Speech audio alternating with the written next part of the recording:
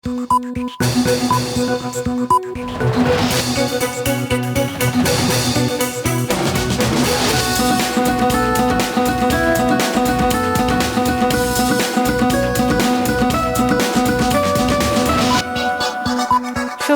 স্বাগত মাছরাঙা সংবাদে। আপনাদের সঙ্গে আছি আমি সুমাইয়া সাজ্জাদ।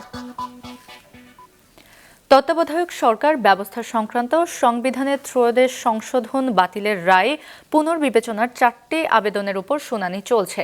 সকালে প্রধান বিচারপতি ডক্টর সৈয়দ রেফাত আহমেদের নেতৃত্বাধীন 7 সদস্যের আপিল বিভাগের পূর্ণাঙ্গ বেঞ্চে শুনানি শুরু হয়।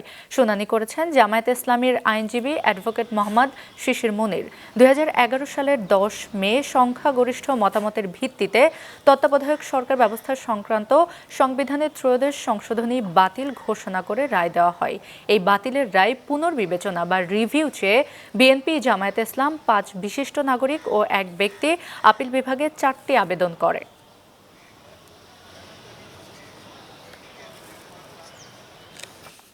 দর্শক, এ নিয়ে বিস্তারিত জানাতে হাইকোর্ট থেকে সরাসরি যোগ দিচ্ছেন আমাদের সিনিয়র রিপোর্টার মৌমিতা জান্নাত। মৌমিতা, শুনানি কি আজ শেষ হবে?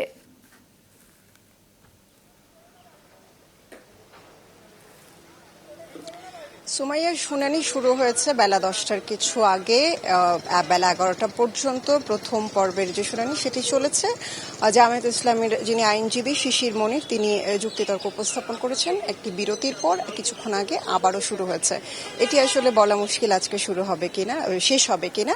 আসলে পুরো শুনানি শেষ হলে আমরা এটি আপনাদেরকে জানাতে পারবো। একটু জানিয়ে রাখি যে 1996 সালে একটি নিরপেক্ষ এবং সুষ্ঠু নির্বাচনের স্বার্থে ত্রয়োদশ সংশোধনীর মাধ্যমে সংবিধানে এই তত্ত্বাবধায়ক ব্যবস্থা সংযুক্ত করা হয় এবং 1998 সালে হাইকোর্টের একজন আইনজীবী এটির বৈধতা চ্যালেঞ্জ করে হাইকোর্টে রিট করেন এবং হাইকোর্ট তখন আসলে সেই ত্রয়োদশ সংশোধনীকে বৈধ বলে ঘোষণা দেন এবং আপিলের সুযোগ রাখেন। পরবর্তীতে 98 সালে তিনি আবার এটির বিষয়ে আপিল করেন এবং আপিলের পর 2004 সালে সে আপিলের নিষ্পত্তিতে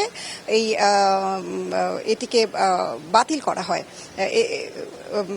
পরবর্তীতে এটি যখন আপিল বিভাগে এটি আপিল করেন এবং 2011 সালে আসলে এই তত্ত্বাবধায়ক ব্যবস্থা বিলোপ করে রায় দেন সংখ্যাগরিষ্ঠতার মতামতের ভিত্তিতে এবং পরবর্তীতে আসলে পঞ্চদশ সংশোধনীর মাধ্যমে তত্ত্বাবধায়ক ব্যবস্থা বিলোপ সহ বেশ কিছু সংশোধনী আনা হয় এবং 2024 সালের রাজনৈতিক পট পরিবর্তনের পরে জামায়াতে ইসলাম, বিএনপি এবং বিশিষ্ট নাগরিকরা আবার এই রায়ের ব্যাপারে পুনর্বিবেচনার জন্য হাইকোর্টে তারা নতুন করে তারা আবেদন করেন এবং সেটি আসলে এই মুহূর্তে আপিল বিভাগের শুনানি চলছে।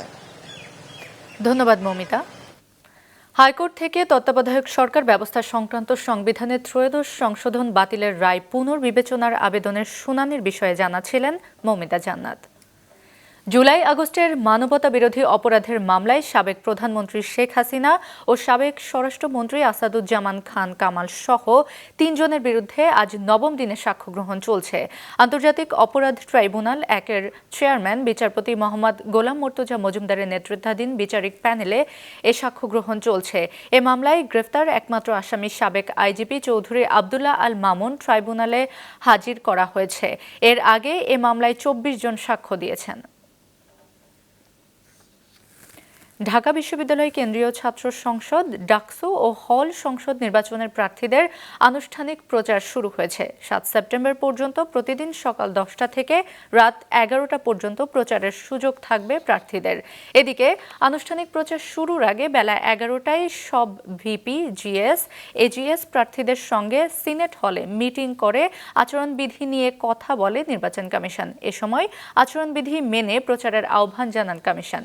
জানানো হয়, বিধি মেনে প্রচারণা না করলে নেওয়া হবে শাস্তিমূলক ব্যবস্থা। ভোটকে কেন্দ্র করে সার্বিক নিরাপত্তা ব্যবস্থা জোরদার করা হয়েছে। ভোটের দিন পুরো ক্যাম্পাসে 3 স্তরের নিরাপত্তা থাকবে। ওই দিন শুধুমাত্র ভোটার ও কার্ডধারী সাংবাদিক ও আইনশৃঙ্খলা বাহিনীর সদস্যরা ক্যাম্পাসে উপস্থিত থাকবেন বলে জানান রিটার্নিং কর্মকর্তা। আগামী 9 সেপ্টেম্বর অনুষ্ঠিত হবে নির্বাচন। 9 তারিখে আমাদের ইলেকশন। 9 তারিখের আগে 7 দিন আগে হলগুলোতে কোনো পর্যায়ে কোনোভাবে বহিরাগত অবস্থান করতে পারবে না। আমরা ভোটের রেজাল্ট সম্পন্ন হওয়া পর্যন্ত আর্মি কর্ডন করে রাখবে। শুধুমাত্র যারা সংশ্লিষ্ট ব্যক্তিবর্গ ছাড়া ভোট কেন্দ্রের ভিতরে গণনার সময় আর অন্য কেউ থাকতে পারবে না।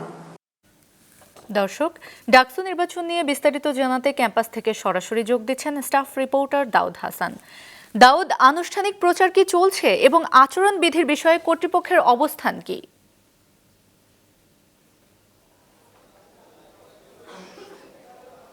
আনুষ্ঠানিক প্রচারণা এখনই শুরু হয়নি, আজকে থেকেই শুরু হবে। সেটা 10টা থেকে শুরু হওয়ার কথা, কিন্তু যেহেতু আজকে প্রথম দিন সেহেতু যতগুলো প্যানেলে এবং যতগুলো প্রার্থী রয়েছে ভিপি, এজিএস এবং জিএস, তাদের সাথে আজকে একটি আনুষ্ঠানিক বৈঠক করেছে কমিশন। চিফ রিটার্নিং কর্মকর্তা থেকে শুরু করে আইনশৃঙ্খলা যারা দায়িত্বে থাকবেন, পুরো কমিশন বসেছে এবং যেই বিষয়গুলো মেনে চলার কথা সেগুলো কিন্তু এখানে বলেছে। মাত্রই কিন্তু এই যে বৈঠকটি সেটা কিন্তু শেষ হয়েছে। শেষ হওয়ার পরেই আসলে এখন আমরা প্রচারণা শুরু হবে। আমি যদি আমার পেছনের চিত্রটি দেখাই, কেবলই এখনও কিন্তু প্রার্থীরা বের হচ্ছেন এবং কিছুক্ষণ আগে এখানে যারা কমিশনের কর্মকর্তারা রয়েছেন তারা কিন্তু তাদের শিক্ষার্থীদের যে সকল বিষয় মেনে চলার কথা সেগুলো কিন্তু বারবার বলছেন এবং ভোটের দিন এবং ভোটের আগে কিভাবে প্রচারণা চালাবে এবং ভোটের দিন কী ধরনের নিরাপত্তা ব্যবস্থা নেওয়া হয়েছে সেগুলোও কিন্তু বারবার বলেছিল এখানকার কমিশনরা। এবং এরপরে যখন কমিশনদের বক্তব্য শেষ হয় তখন কিন্তু শিক্ষার্থীরা কিছু দাবি দেওয়ার কথা তুলে ধরে তারা, যে বিগত দিনগুলো আচরণবিধি লঙ্ঘন হয়েছে এবং বুলিং যে কথাগুলো আমরা বারবারই শুনেছি, বুলিং, অপপ্রচার, প্রার্থীদের বিরুদ্ধে অপপ্রচার, সেই অভিযোগগুলো করেছে। কিন্তু সেই অভিযোগগুলো সুস্পষ্ট উত্তর আসলে কমিশন দিতে পারেনি।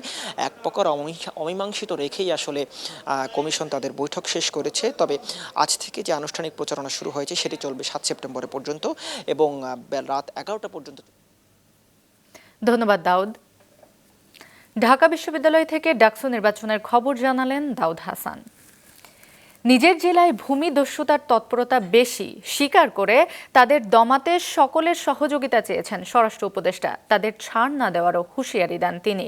সকালে কেরানীগঞ্জের সুভারঢ্যা খাল পুনর্খননের উদ্বোধন অনুষ্ঠানে তিনি বলেন, জলাবদ্ধতা নিরসনে, খাল দূষণ ও দখলকারীদের বিরুদ্ধে কঠোর সামাজিক আন্দোলন গড়ে তুলতে হবে। অনুষ্ঠানে পরিবেশ, বন ও জলবায়ু এবং পানি সম্পদ মন্ত্রণালয়ের উপদেষ্টা সৈয়দা রিজওয়ানা হাসান বলেন, এই প্রকল্পে বেশ কিছু অবৈধ স্থাপনাও উচ্ছেদ করা হবে। এ নিয়ে সকলের সহযোগিতাও চান তিনি। আগামী বছরের জুন মাসের মধ্যে কাজ শেষ করার ব্যাপারে আশাবাদ ব্যক্ত করেন তিনি। পানি সম্পদ মন্ত্রণালয়ের এ প্রকল্পে মোট খনন করা হবে 14.26 কিলোমিটার এলাকা। আন্তর্জাতিক, চীনকে অবশ্যই যুক্তরাষ্ট্রকে বিরল খনিজ ম্যাগনেট সরবরাহ করতে হবে, তা না হলে 200% শুল্কের মুখোমুখি হতে হবে বলে হুঁশিয়ারি দিয়েছেন যুক্তরাষ্ট্রের প্রেসিডেন্ট ডোনাল্ড ট্রাম্প।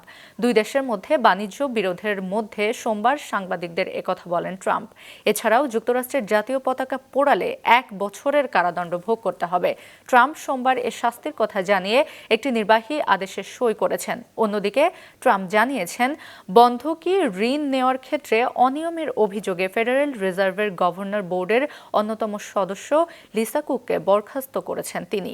ইউক্রেন ইস্যুতে ট্রাম্প বলেছেন, রাশিয়ার প্রেসিডেন্ট ভ্লাদিমির পুতিন এবং ইউক্রেনের প্রেসিডেন্ট ভলোদিমির জেলেনস্কির মধ্যে দেখা না হলে কঠিন পরিণতি হতে পারে। এই ছিল এখনকার মতো। ফেসবুকে আপডেট পেতে ভিজিট করুন মাছরাঙা টেলিভিশনের পেজে। ইউটিউব চ্যানেলেও দেখতে পারেন আমাদের সংবাদ, প্রতিবেদন এবং অনুষ্ঠান। আমাদের পরবর্তী সংবাদ দুপুর 2টায় দেখার আমন্ত্রণ রইল।